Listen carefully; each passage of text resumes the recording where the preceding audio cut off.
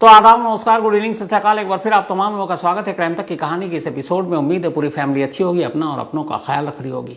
1500 से ज़्यादा कहानियाँ आपको सुना चुका हूँ। हो सकता है कुछ पुनर्जन्म की भी कहानी सुनाई हो, लेकिन मुझे लगता है आज जो कहानी मैं आपको सुनाने जा रहा हूँ, आप में से मालूम नहीं कितने उन्होंने सुनी होगी, लेकिन मैंने कम से कम ऐसी कहानी नहीं सुनी। ये वो कहानी है जिसको जब समझा, रिसर्च किया, इसके पीछे तमाम खोज रहा था, बहुत सारी स्टडी करनी पड़ी। तो इस कहानी को जानते हुए और जब मैं कहानी में डूब रहा था, मैं खुद डर रहा था और डर के साथ एक क्यूरियोसिटी थी। आगे क्या, ऐसा कैसे, क्या ये मुमकिन है, क्या ऐसा हो सकता है? लेकिन ऐसा हुआ, और इसलिए मैं कह रहा हूं ऐसा हुआ कि अमेरिका वर्जीनिया यूनिवर्सिटी, नामी गिरामी यूनिवर्सिटी, वहाँ के साइंटिस्ट तक जो पुनर्जन्म के एक्सपर्ट्स हैं, उन तक को इसे एक स्टोरी के लिए इंडिया आना पड़ा। और उन्होंने आकर यहाँ पूरा रिसर्च किया, फैक्ट्स ढूंढे, और फिर उन्होंने भी कहा कि ये पुनर्जन्म की ही कहानी है। शायद दुनिया में इकलौती पुनर्जन्म की ये कहानी है जिसको इसके एक्सपर्ट्स ने एक तरह से सर्टिफिकेट दिया कि इसमें कोई झोल नहीं है, इसमें कोई गलत नहीं है। पहले कहानी, फिर आपको फैक्ट्स। उत्तर प्रदेश में एक जगह है इटावा, आप लोग जानते होंगे, बहुत नामी जगह है। इसी इटावा के एक गांव में एक परिवार रहा करता था, एक ठाकुर का परिवार। इस परिवार में 3 लोग थे जो गरीब लोग थे, पति पत्नी और उनकी एक बेटी। लेकिन जिस गांव में ये रहते थे उस गांव का नाम है शरीफपुरा। शरीफपुरा इस 70s की बात कर रहा हूं मैं, बल्कि 70s की। इस देश में उस वक्त गांव में इतना विकास नहीं हुआ था। न वहाँ बिजली थी, न पानी, न सड़कें, न अस्पताल, न डॉक्टर, न कॉलेज, न स्कूल। बेहद पिछड़ा हुआ ये इलाका। और इसी इलाके में एक ठाकुर गरीब परिवार, उसमें एक लड़की का जन्म होता है और उसकी पैदाइश हुई 1968 में। घर वालों ने नाम रखा सुमित्रा। गांव में कोई रोजगार भी नहीं था, इसलिए इस गांव के जितने भी मर्द थे वो कामकाज के सिलसिले में इस गांव से दूर बड़े बड़े शहरों में पहुंच जाते। सुमित्रा के पिता भी दिल्ली में आकर मजदूरी और बाकी छोटे मोटे काम कर रहे थे। लेकिन सुमित्रा अभी कुछ साल की हुई, उसकी मां की मौत हो गई। बाप नौकरी और घर चलाने के लिए घर से दूर, मां का साया सर से उठ चुका। एक दूर के कज़न ने, जिनकी उम्र भी ज़्यादा थी, अब उन्होंने सुमित्रा को पालना पोसना शुरू किया। सुमित्रा धीरे धीरे बड़ी हुई। बचपन से ही एक तरह से उसको अकेलापन मिला। मजबूरी में बाप दूर रहा, माँ का साया छीन ही चुका था और कोई था नहीं भाई बहन। तो अपने उस ताऊ के घर में वो पली बढ़ी और अकेलापन, हमेशा अपने आप को खालीपन उसके अंदर एक महसूस होता रहा। जब सिर्फ वो 13 साल की हुई तभी घर वालों ने उसकी शादी कर दी, और शादी एक जगदीश सिंह नाम के शख्स की। जगदीश भी छोटे मोटे काम किया करता था और काम के सिलसिले में अक्सर वो भी उस गांव से बाहर रहता। तो अब पति भी कुछ वक्त के लिए साथ रहा सुमित्रा के, लेकिन फिर घर चलाना था इसलिए वो शहर में नौकरी करने लगा। शादी होने के बावजूद एक तरह से सुमित्रा के अंदर फिर वही अकेलापन, फिर वही उदासी, आसपास कोई नहीं। जैसे बचपन में माँ बाप करीब नहीं रहे। शादी के बाद पति घर चलाने के लिए, वो सुमित्रा से प्यार करता था लेकिन मजबूरी थी, सबका पेट पालना था। सुमित्रा के सास ससुर भी थे, वो साथ रहते थे, लेकिन उनके साथ वो उतनी घुली मिली नहीं थी। तो इसी तरह से जिंदगी चलती रही। लेकिन पहली बार 1984 में दिसंबर में सुमित्रा ने एक बेटे को जन्म दिया। जब उसने बेटे को जन्म दिया, उसके बाद पहली बार उसे लगा कि अपने अब तक की पूरी जिंदगी में शायद उसका कोई एक साथी आया उसके साथ, जिसके साथ वो बात कर सकती है, जिसके साथ वो हंस सकती है, बोल सकती है। वो उसका अपना बेटा। बेटे की पैदाइश के बाद अब सुमित्रा बहुत खुश थी। दिन भर अपने बेटे को सीने से लगा कर रखती थी। जब वो खाना बना रही होती या फिर पानी लेने के लिए बाहर जा रही होती, उन पलों को छोड़ दे। तो जब भी उसके दोनों हाथ खाली होते तो उन दोनों हाथ का सिर्फ एक काम था, और वो था अपने उस बेटे को अपने सीने से, अपने कलेजे से लगा कर रखना। क्योंकि उसे लगा था कि दुनिया में उससे बेटे से बढ़कर उसके लिए कोई खुशी नहीं आई। 5 महीने का उसका बेटा हो चुका था अब। 5 महीने के बाद एक रोज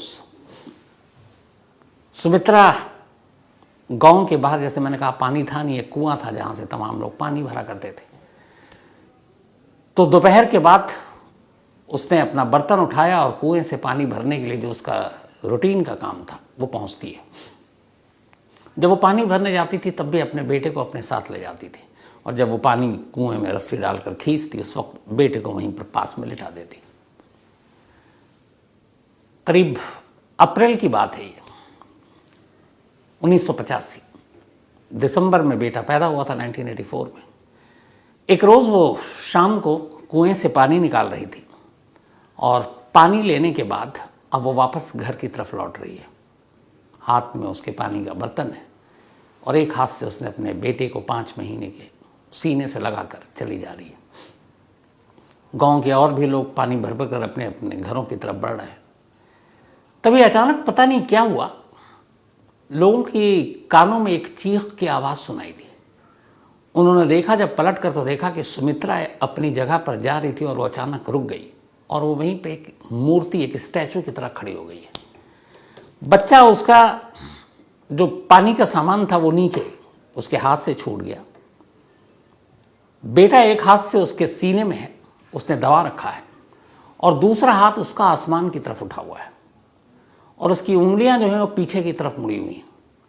आंखें उसकी जो दीदा आंख वो चारों तरफ राउंड सर्किल में घूम रहा है। तेज तेज आवाज में वो अपने दांतों से दांतों को बजा रही है और बीच बीच में एक जोर जोर से सांस ले रही है। जब लोगों ने देखा और कुछ औरतें वहां पे करीब पहुंची तो उसका उस हुलिये को देखकर सुमित्रा के वो सब घबरा गए, डर गए। कई ने आवाज दी सुमित्रा, लेकिन वो कहीं से भी होशो हवास में नहीं। अब वो लोग डरे सहमे दूरी बनाकर उससे खड़े हुए, किसी की हिम्मत भी नहीं हो रही उसके इस रूप को देखकर। अच्छा, गांव गांव में डायन, भूत, प्रेत, ये सारी चीजें बड़ी मानी जाती हैं। तो औरतें घबरा गई, उन्हें लगा, कुछ मर्द भी वहां पर सुनकर आ गए, लेकिन उन्होंने जब सुमित्रा का ये रूप देखा, उसके हाथ एकदम टाइट और ऊपर की तरफ उठे हुए हैं, उंगलियां पीछे की तरफ मुड़ी हुई हैं, आंखों का दीदा घूम रहा है और वो कट कट दांत बजा रही है। पर अपने एक बच्चे को जो है एक हाथ से उसने पकड़ रखा। अच्छा, उसने अपने बच्चों को इतनी जोर से जकड़ा कि अब बच्चा रोने लगा। बच्चे के रोने की आवाज़, उधर उसके दांत के कटकटाने की आवाज़ और स्टैचू की तरह उसका खड़ा होना, पानी का बर्तन नीचे, लोग आवाज़ दे रहे हैं लेकिन करीब नहीं जा रहे हैं। करीब 5 मिनट तक ये सीन चलता रहा। 5 मिनट के बाद अचानक सुमित्रा का हाथ नीचे गिरा और उसने देखा उसका बच्चा रो रहा है। उसने फ़ौरन उसको चुप कराना शुरू किया। फिर उसने देखा बर्तन, पानी तो गिर गया, उसने वो उठाया। जब पलटती है तो देखती है कि भीड़ लगी हुई है, गाँव वालों सब उसकी तरफ देख रहे हैं। उसे कुछ समझ में नहीं आया। उसने पूछा, क्या हुआ, क्यों मेरी तरफ देख रहे हो? किसी की बोलने की हिम्मत नहीं, बोले कुछ नहीं कुछ नहीं, ऐसे ही। अब सुमित्रा को लग रहा है कि कुछ तो हुआ है लेकिन ये बता नहीं रहे, और फिर उसे लगा कि मतलब उसे कुछ याद ही नहीं क्या हुआ, पर बच्चा उसका रो रहा है। वापस वो पानी भरती और तेजी से अपने घर की तरफ चली जाती। घर पहुंचने के बाद भी उसे एहसास है कि वहां पर कुछ हुआ लेकिन लोग मुझे बता नहीं रहे। फिर उसे लगा क्या पता कुछ हुआ हो। उसके बाद वो रात पूरी ठीक से गुजरी। अगले 2-3 दिन गुजरे। एक रोज वो किचन में खाना बना रही थी। सास ससुर घर पे थे, पति काम के सिलसिले में गांव से बाहर शहर में। खाना बनाते बनाते अचानक सास के कानों में आवाज आई कुछ कटकटाने की और जोर जोर से किसी की सांस लेने की। वो इधर उधर देखते हुए किचन में पहुंची। घर का ही एक हिस्सा था रसोई, घर के बाहर दहलीज के। तो जब वो गई तो सास देखकर घबरा गई। जो सुमित्रा थी वो सेम जो 4-5 दिन पहले हुआ था। इस बार उसके दोनों हाथ ऊपर थे क्योंकि बेटा अंदर सो रहा था, और हाथ ऊपर, उंगलियां पीछे की तरफ मुड़ी हुई, आंखों के दीदे घूम रहे हैं, दांत कटकटाने की आवाज़, बीच में जोर जोर से सांस लेने की आवाज़। सास ने उसका ये रूप देखा, वो घबरा गई, वो जोर जोर से उसको आवाज़ देने लगी, वो किसी की नहीं सुन रही है। और करीब 10 मिनट तक ये सिलसिला चलता रहा और उसने किसी की आवाज़, तब तक वो ससुर भी आ गए, सब बोलने लगे, कुछ पड़ोसी आ गए, लेकिन उसने किसी को सुना ही नहीं। वो अपने होश में ही नहीं थी। करीब 10, 12, 15 मिनट बीते। अचानक उसके हाथ नीचे गिरे। नॉर्मल उसका उसने देखा चारों तरफ सास ससुर हैं ये है। उसने अपने घूंघट वूंघट डाले वापस, ससुर और के सामने वो डाला करती थी। पूछा क्या हुआ, आप लोग मुझे क्यों देख रहे हैं? अब सब एक दूसरे को, तो सास ने पूछा कि तुमने अभी क्या, कुछ हुआ था? उसने कहा नहीं, मैं तो खाना बना रही हूँ। सास ने भी कुछ नहीं बोला, जो रूप देखा था उससे वो भी डरी हुई थी। उसके बाद वो गई अपने, फिर बच्चे को देखा, बच्चे को गोद उठाया। 5 दिन में ये दूसरी बार था, लेकिन इसके बाद अब घर वालों ने उसके पति को इन्फॉर्म किया, पति भी आया, तो उन्होंने कहा ऐसे ऐसे है। लेकिन फिर कुछ दिन बीता, वो ठीक नॉर्मल थी। एक रोज़ फिर यही हरकत। अचानक उसके हाथ ऊपर, उंगलियां पीछे, आंखें नाच रही हैं, दांत कटकटा रहे हैं, तेज तेज आवाज़ आ रही है। पति देखा पहली बार इस रूप में अपनी पत्नी को, वो भी घबरा गया। अब ये हुआ कि नहीं कुछ है तो क्या करें, गांव में वैद्य है, हॉस्पिटल डॉक्टर कुछ था नहीं, और बिल्कुल फिट सुमित्रा, कोई बीमारी नहीं, कुछ नहीं। तो गांव के वैद्य जी को बुलाया गया और कहा गया कि ये हरकत है। अब तक ये बात गांव के लोगों से भी पता चल चुकी थी कि ये कुएं पर हुआ, उसके बाद हुआ। तो बीच बीच में अब ये हुआ कि दौरा पड़ रहा, तमाम बातें हो रही हैं, कोई साया है, भूत प्रेत है, डायन है, इसी तरह की होती है। वैद्य आया, ओझा को दिखाया, वैद्य ने पूरा चेक किया, उसने कहा ये बिल्कुल ठीक है, कुछ नहीं है ऐसा। वैद्य चला गया। लेकिन ये सिलसिला अगले 5 महीने तक चलता रहा। अगले 5 महीने तक बीच में कभी भी सुमित्रा को इसी तरह का दौरा पड़ता और वो अपने आप में सब कुछ भूल जाती और उसे कुछ याद ही नहीं रहता। अब पति ने भी उधर शहर जाना छोड़ दिया, क्योंकि पत्नी है, सास ससुर ने कहा भाई देखो हालात ठीक नहीं है, क्या पता कुछ हो जाए। इधर ये भी डर है कि कभी किसी ऐसे हालात में वो बच्चे को कुछ ना कर दे। तो अब दिल पर पत्थर रखकर सुमित्रा ने अपने बच्चे से भी थोड़ी सी दूरी बनानी शुरू कर दी, कि कभी ऐसा ना हो कि मैं उस रूप में चली जाऊं और बच्चे को ही अपने नुकसान पहुंचा दूं। तो अब ज़्यादातर बच्चे सास के पास रहते, मतलब अपनी दादी के पास, और ये सारा सिलसिला चलता रहा।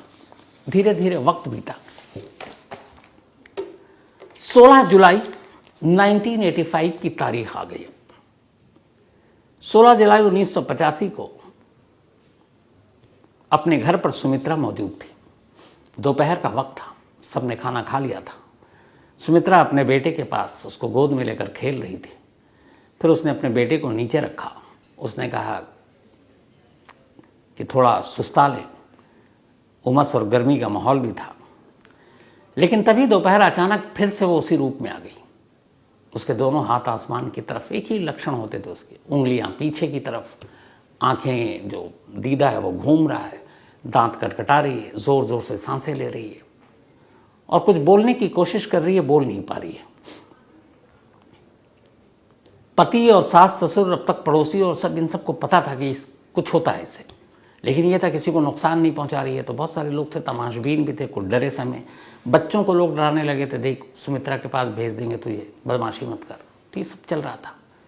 16 मई 1985 को जब ये हुआ तो उस दिन पहली बार एक अजीब चीज़ हुई। सुमित्रा उसी रूप में थी, दांत कटकटा रही है, सांसें ले रही है, और अब तक वो बीच में कुछ बोलती थी, किसी को समझ में नहीं आता था। लेकिन उस दिन उसने एक लाइन बोली, और जब वो लाइन बोली तो जिसने भी सुना वहीं पे सब सहम कर रह गए। उसने कहा ठीक 3 दिन के बाद आज से मैं मर जाऊंगी। 16 जुलाई 1985, दोपहर का वक्त। और उसने पहली बार ये कहा, और चूंकि उस रूप में देखकर सारे लोग मौजूद थे, कुछ पड़ोसी थे, सास ससुर पति, तब उसने एक लाइन कही कि बस आज से ठीक 3 दिन के बाद मेरी मौत है। और ये कहती ही फिर वो अपने नॉर्मल रूप में आ गई। बिल्कुल वही सुमित्रा जो एक अच्छी माँ, पति की सेवा करने वाली, सास ससुर के साथ ठीक से बात करने वाली, खाना बनाने वाली। अब जब उसने बोला तो हर एक घर वाले सारे सहम गए कि ये क्या बोल रही है। 16 जुलाई यानी कि 19 मई इसका लास्ट डे होगा। कोई ऐसा कैसे कह सकता अपने मौत की भविष्यवाणी। पूरा घर परेशान। अब पति ने सुमित्रा से पूछा कि तुम्हें याद है कि तुम जो ये सब जिस दौरे में जो मैं पढ़ता है उसमें क्या तुमको कोई भी चीज़ याद है? बोली नहीं, मुझे कुछ याद नहीं है।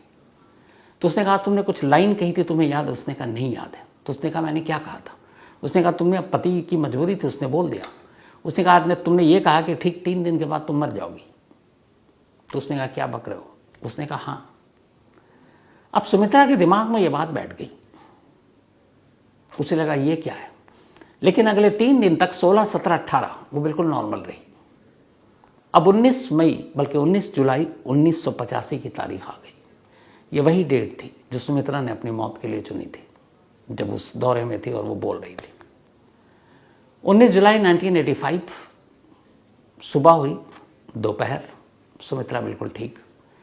बट उसने उस दिन भी यही किया कि वो अपने बच्चे से खुद को दूर रखती थी। जब कुछ लोग उसके आसपास हों तो बच्चे को प्यार करती, सीने से लगाती, बाकी उसकी दादी के पास ही होती।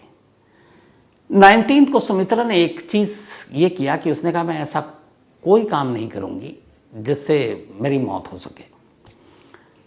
उसने कहा मैं ऊंचाई पे नहीं जाऊँगी कि फिसल जाऊँ, मैं आज खाना नहीं बनाऊँगी, चूल्हे के करीब नहीं जाऊँगी कि आग न लग जाए, मैं आज जंगल की तरफ नहीं जाऊँगी, मैं आज कुएं पे पानी नहीं भरने जाऊँगी कि कुएं में न गिर जाऊँ। मतलब ऐसी चीज़ जो एक इंसान अपने उसमें कर सकता है कि इन वजहों से हम मर सकते हैं, उन सारी चीज़ों से उसने कहा कि मैं दूरी बनाऊंगी। और उसके पति ने भी यही बात उससे कही। धीरे धीरे दोपहर से शाम हो गई, सुमित्रा बिल्कुल ठीक। घर वालों को अब लगा कि चलो कुछ घंटे की बात है और ये जो उसने कहा था 3 दिन पहले ये गलत साबित होगा। घर के अंदर है सुमित्रा, क्योंकि हर तरफ से वो बच रही, कुछ नहीं चाहती ऐसा करे कि जिससे कोई एक्सीडेंट हो, कोई हादसा और उसकी मौत हो जाए।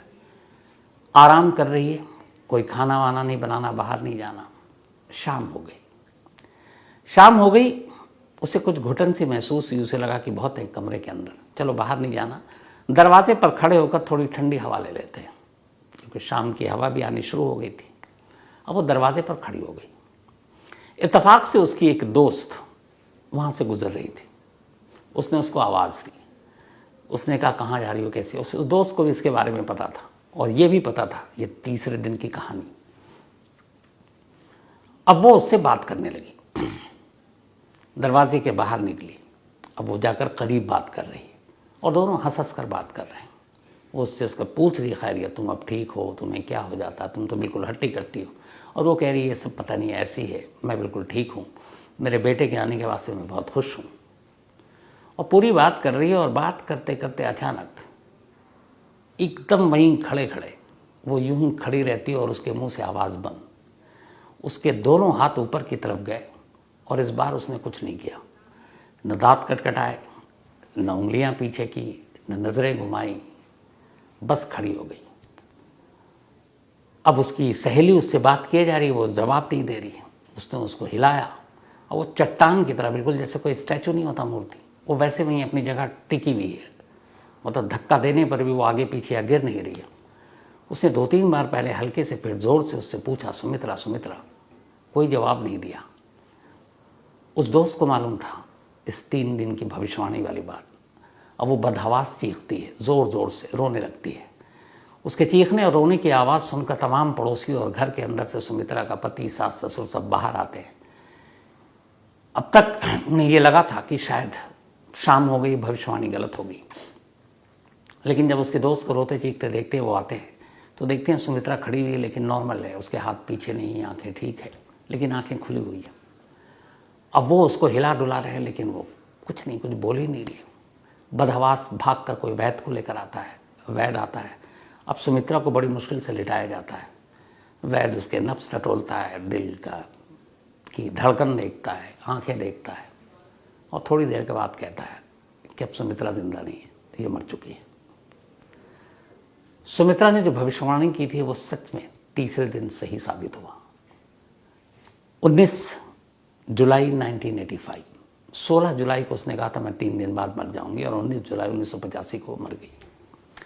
घर में रोना पीटना मच गया। पूरे गांव को उसकी भविष्यवाणी के बारे में पता था। जिसने भी सुना, अब सुमित्रा के घर के बाहर लोगों की भीड़ जमा होनी शुरू हो गई। वैद्य ने डिक्लेयर कर दिया।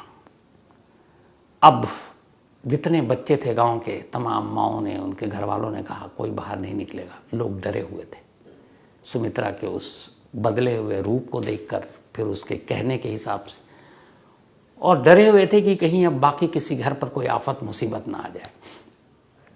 बच्चों को सबने घर में रखा। सुमित्रा के घर के बाहर शोक जताने वालों की भीड़ लग गई। अब इसके बाद ये हुआ कि ज़्यादा देर तक शव को घर में नहीं रखेंगे।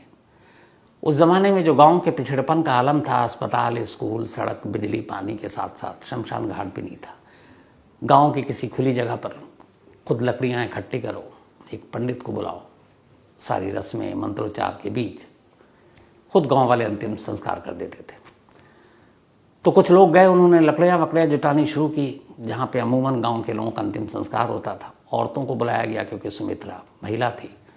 अब उसका हिंदू रीति रिवाज के हिसाब से उसका श्रृंगार करना शुरू किया गया, उसको तेल लगाना शुरू किया गया। वो उस गांव की प्रथा थी।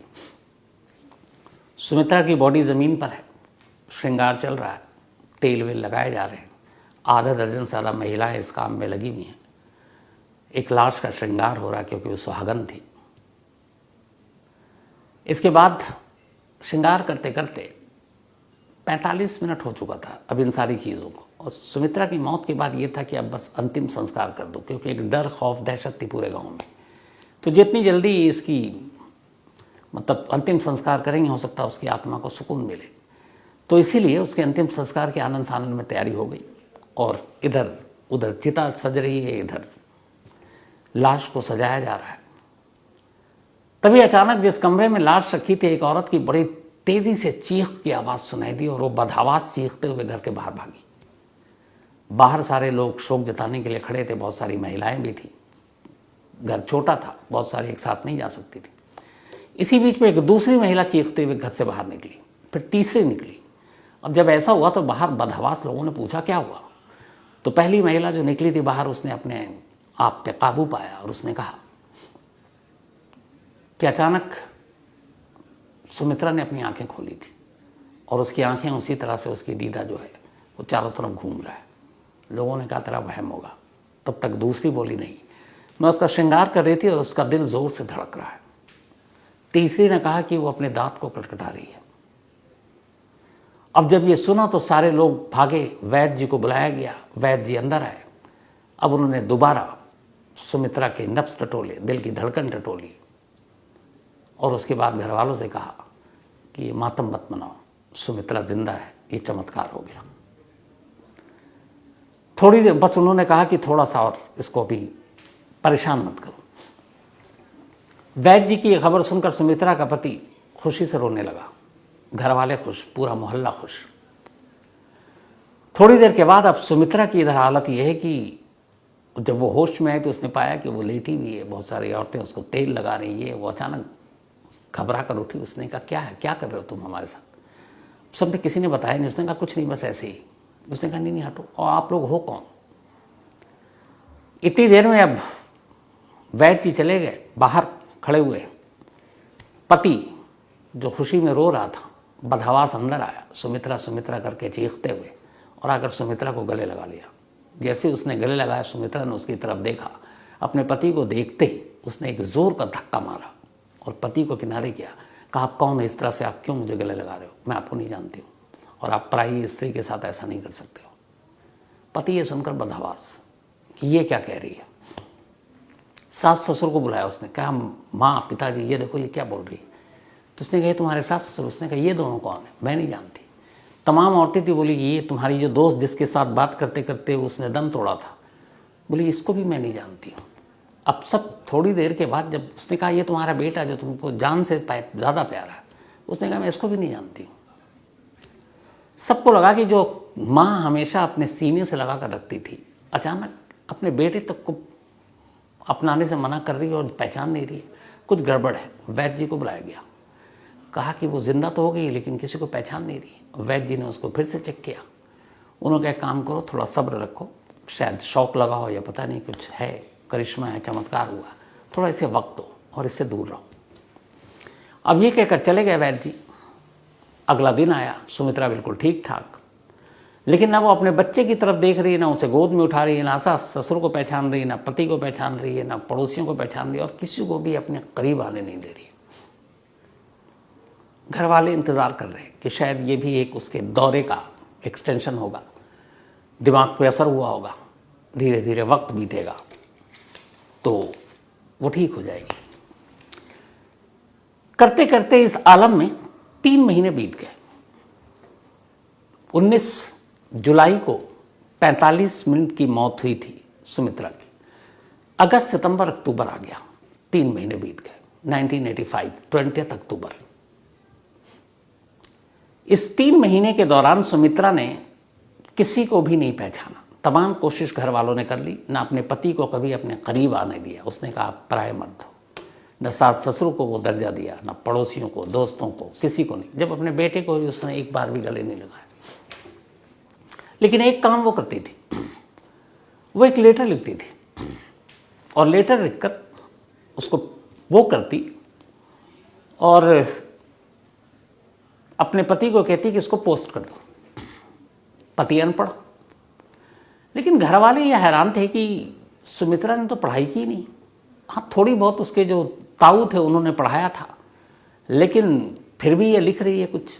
पर उन्हें लगा कि अब कुछ होगा, या ये भी हो सकता है एक दौरे का पाठ हो, वो अपने आप को कुछ और सोच रही हो।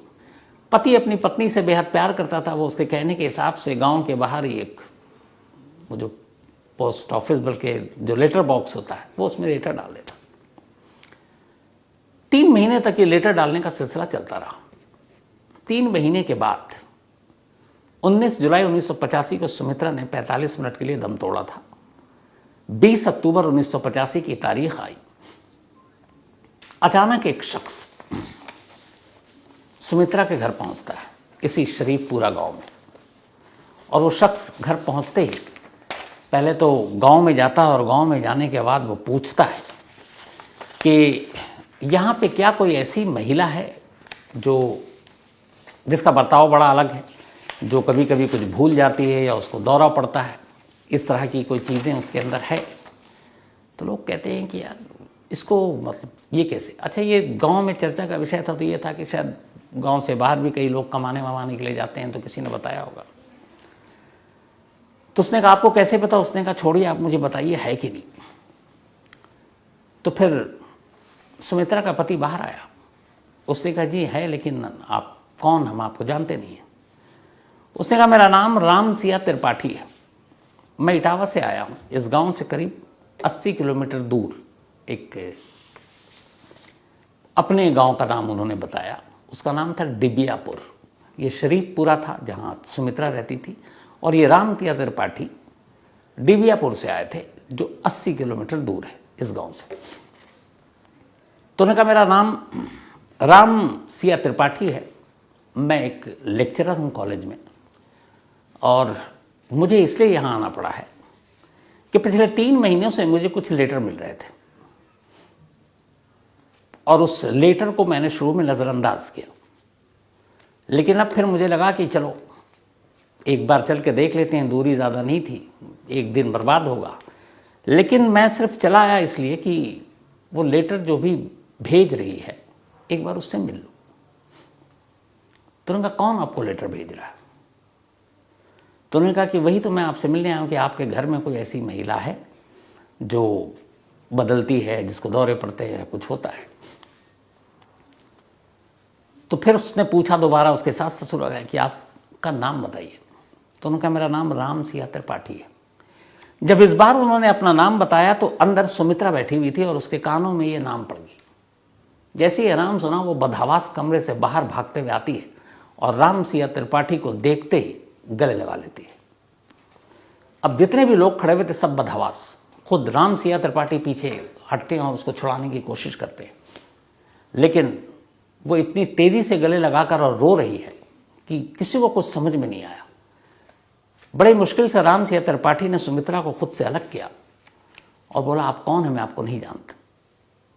सुमित्रा पहली बार बोलती है आप मेरे पापा हैं और लेटर मैं ही भेज रही थी। अब जब ये सुना तो राम सिया त्रिपाठी को लगा कि ये क्या है। तो उन्होंने कहा कि नहीं, मेरी बेटी तो तुम्हारी जैसी है नहीं। उसने कहा पापा मैं आपकी ही बेटी हूँ और मैं सुमित्रा नहीं हूँ, मैं आपकी शिवा हूँ। शिवा राम सिया त्रिपाठी की बेटी का नाम था। उसने कहा कि मैं शिया त्रिपाठी हूँ, शिवा त्रिपाठी आपकी बेटी। अब राम सिया त्रिपाठी कमरे में बैठ गए। सुमित्रा के घर वालों को, पति को कुछ समझ में नहीं आ रहा, पड़ोसियों का जमावड़ा लग गया। अब ये हुआ कि आगे क्या। राम सिया त्रिपाठी अपने साथ एक ब्रीफकेस लेकर आए थे। उन बैठे और सुमित्रा जो अपने आप को अब शिवा कह रही थी, उसको बिठाया। बोला अच्छा तो तुमने वो लेटर लिखा? बोला जी मैंने लिखा।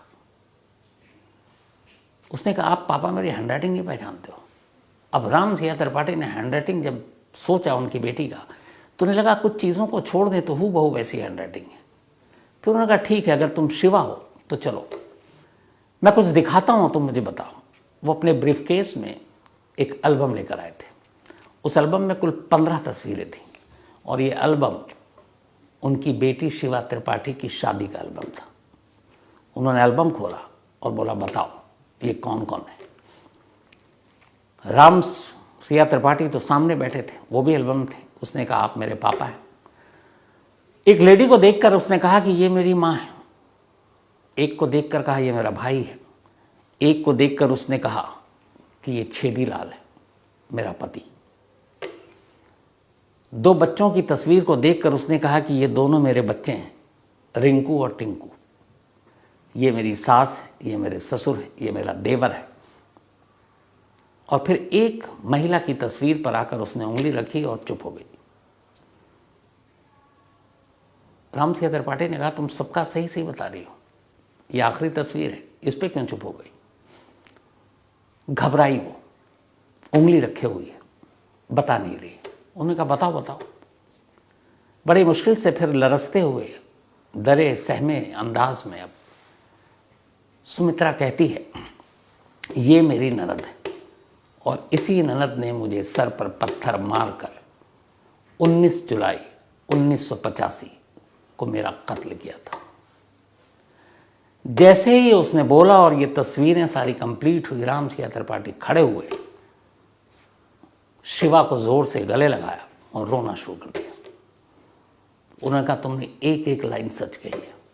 अब राम सिया त्रिपाठी जब चुप हुए, इधर कुछ समझ में नहीं आ रहा सुमित्रा के घर वालों कि ये सुमित्रा है, ये शिवा है, ये राम सिया त्रिपाठी कौन है, उसकी शादी पहले हो चुकी है, 2 बेटे हैं, फिर ये पति कहाँ से आए, ये सब क्या है, कुछ माजरा समझ में नहीं आ रहा। तब राम सिया त्रिपाठी ने कहानी सुनाई। उसने कहा 24 अक्टूबर 1962 को, 24 अक्टूबर 1962 को शिवा मेरी बेटी का मेरे घर में जन्म हुआ था। मोहल्ला था डिबियापुर, यही आपके इटावा में। और वहाँ से शरीफा, जो बात बताया आपको, बल्कि शरीफापुर पूरा 80 किलोमीटर की दूरी पर है। पर ये दोनों परिवार एक दूसरे को नहीं जानते।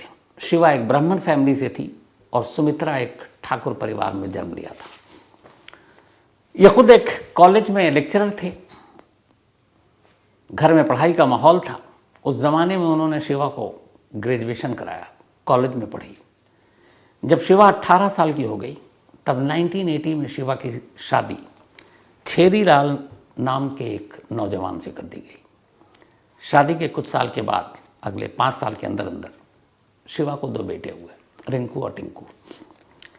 लेकिन बेटे होने के बावजूद शिवा की शादीशुदा जिंदगी कामयाब नहीं थी। वजह ये थी 2। एक, उस घर में यानी कि छेदी लाल के घर में जहाँ ये शादी हुई थी, उनका कोई भी पूरा परिवार खानदान में शिवा जितना पढ़ा लिखा कोई नहीं था। शिवा एक ग्रेजुएट थी कॉलेज की और वहाँ सब 12वीं पास थे। तो एक तो उनके अंदर एक कॉम्प्लेक्स था कि उनकी जो बहू है वो पूरे ख़ानदान में सबसे पढ़ी लिखी है। दूसरा, उन्हें लगता था कि उसके पति जो पिता हैं वो लेक्चरर हैं, बहुत पैसे हैं, तो वो डॉरी के लिए भी तंग करते थे और अक्सर ननद भी घर पे रहती थी, लड़ाई झगड़ा चलता रहता था। 18 जुलाई 1985 को अचानक जो शिवा है उसके एक दूर के अंकल ने आकर घर पे खबर दी कि शिवा ने खुदकुशी कर ली है। उसकी बॉडी रेलवे ट्रैक पर मिली है। बदहवास घर वाले भागे। उस वक्त राम सिया त्रिपाठी शहर से बाहर थे, कहीं और थे, दूर थे। वहाँ जाकर जब देखा गया तो देखा गया कि रेलवे ट्रैक के दोनों बीच में शिवा की बॉडी रखी हुई है। कोई भी पार्ट ट्रेन से कटा नहीं है। हाँ, उसके सर पर किसी वजनी चीज़ के चोट का निशान है। ससुराल वालों ने यही कहा कि उसने एक झगड़ा हुआ था घर में, आमतौर पर झगड़ा होता है, उसके बाद उसने जाकर खुदकुशी कर ली। लाश, वो दौर था उस वक्त, इतनी सारी चीज़ें, सोशल मीडिया था नहीं। आनन फानन में लाश घर पहुंचा और शिवा के पिता राम सियाराम का इंतजार किए बिना ससुराल वालों ने अंतिम संस्कार कर दिया। ये 18 जुलाई की बात है जब डेथ हुई थी, 18 जुलाई 1985। और इधर उस गांव से 80 किलोमीटर दूर सुमित्रा ने अपनी मौत की भविष्यवाणी 19 जुलाई की थी। 24 घंटे का फर्क था, 80 किलोमीटर के अंदर 2 मौत होनी थी। तो इधर पोस्टमार्टम कर दिया। बाद में अब घर वालों को शक हुआ, उन्होंने अपनी तरफ से तफ्तीश की तो पता चला कि 18 जुलाई को ससुराल वाले रात के अंधेरे में किसी को उठाकर रेलवे ट्रैक पर ले जाते हुए देखे गए। इसी के बाद ससुराल वालों के खिलाफ कंप्लेन किया गया। शिवा के ससुर और हस्बैंड को पुलिस ने गिरफ्तार किया, लेकिन कोई सबूत था नहीं। अंतिम संस्कार हो चुका था, मौत रेलवे ट्रैक पे हुई थी या फिर सर पे वजनी चीज से, इसका खुलासा अब हो नहीं सकता था। तो बाद में सबूतों के अभाव में पति और ससुर को शिवा को जमानत मिल गई। जो सास और ननद थी वो दोनों फरार हो गई थी। बाद में पुलिस जब उन दोनों को जमानत मिल गया तो उन्हें भी लगा कि अब वो केस में मिल ही जाएगा, दोनों वापस आ गई। उन्हें पुलिस ने पकड़ा, उन दोनों को भी फिर बाद में जमानत मिल गई, दोनों रिहा हो गए। ये पूरी कहानी अब राम सिया त्रिपाठी वहां बैठकर सुना रहे। अब अजीब सी कहानी सामने थी कि एक शिवा त्रिपाठी जो सेम डे मरी, और दूसरी तरफ सुमित्रा जिसने अपनी मौत की भविष्यवाणी 3 दिन पहले कर दी, उसकी मौत भी 24 घंटे बाद हुई थी शिवा के। और सुमित्रा कभी पढ़ी लिखी नहीं, इंग्लिश में लेटर भेज रही है। कभी वो ठीक से मतलब हिंदी पूरा नहीं बोल पाती थी, वो अपने गांव की जो भाषा होती यूपी की, उस भाषा में बात किया करती थी। लेकिन अपने पापा के साथ वो फर्राटेदार बेस्ट हिंदी इंग्लिश में बात कर रही है। अब जब ये सारी चीज़ें हो गई तो फिर ये हुआ कि पापा मैं आपके साथ जाऊंगी। पापा उसको अपने साथ लाए, वो अपने दोनों बेटों से मिली। फिर उसे ख्याल आया कि उसके ससुराल ने तो उस पर जुल्म किया था, मारा पीटा था, उसको तो एक तरह से कत्ल ही कर दिया था उसका। तो पति से भी अब कोई रिश्ता था नहीं क्योंकि पति जिंदा था, लेकिन उसके बावजूद उसे लगा कि जो उसका सुमित्रा का जो पति था वो पति शरीफ था, उसे मानता था, बेशक गरीब था लेकिन उसे प्यार करता था, जगदीश सिंह। उसने कहा कि बेशक मेरा पुनर्जन्म हुआ है, मेरे 2 बच्चे हैं। उसने उन दोनों बच्चों को अपना लिया, रिंकू जो उसके बेटे थे शिवा के, सुमित्रा ने। उसने कहा यही मेरे बेटे हैं। और अपने उस गरीब पति को भी उसने कहा यही मेरा पति है। और अपने उस बेटे को जिसको वो 5 महीने तक सीने से लगाकर भागती थी, उस बेटे को भी, पति बेटे और अपने पुनर्जन्म के पहले के 2 बेटे, इनके साथ फिर वो आकर उसी गांव में रहने लगे। और उस पति के साथ बड़ी अच्छी खुशहाल ज़िंदगी उसने गुजारी। उधर 2 अब परिवार भी था, वो सब भी खुश, गांव के लोग भी खुश। लेकिन ये कहानी फिर उस वक्त मीडिया में आई, अखबारों में आई। जब ये आई, अमेरिका की वर्जीनिया यूनिवर्सिटी से पुनर्जन्म के जो एक्सपर्ट हैं, सारे फैक्ट्स फाइंडिंग और ये चीज़ें देखते हैं, उनकी पूरी टीम आई। जो इंडिया में उस वक्त इस पे काम कर रहे थे वो टीम पहुंची इटावा में। इन लोगों ने बड़ी छोटी छोटी चीज़ों की फैक्ट्स की चेकिंग की, इंटरव्यू किया दोनों परिवार का, गांव के लोगों का। वो सारे डॉक्यूमेंट्स निकाले, शिवा की मौत का, सुमित्रा के जन्म शादी का, तस्वीरें निकाली दोनों के अलग अलग। हालांकि उसके गांव की तस्वीरें कम थी लेकिन जो भी मिली वो सारी चीज़ें, हैंडराइटिंग मिलाया, क्वेश्चन किया उससे अलग अलग दोनों परिवारों के, उस जन्म और इस जन्म का, टाइमिंग मिलाई। और फिर वर्जीनिया यूनिवर्सिटी ने डिक्लेयर किया, और इंडिया का जो एक रिसर्च इसके ऊपर काम करते हैं, कि दुनिया का इकलौता और शायद पहला ऐसा पुनर्जन्म का केस है जो सच्चा है। फैक्ट्स के बेस पर ये केस ये साबित करता है कि सुमित्रा का पुनर्जन्म शिवा के तौर पर हुआ था। तो ये पुनर्जन्म की कहानियां बहुत आती हैं, लेकिन ये इकलौता केस है जिसको प्रूफ, एक तरह से प्रूफ किया गया कि ये सच है। तो अब सुमित्रा, या ये कहें कि शिवा, अपने पहले पति, मतलब जो सुमित्रा का पति था, उसके साथ रहने लगी।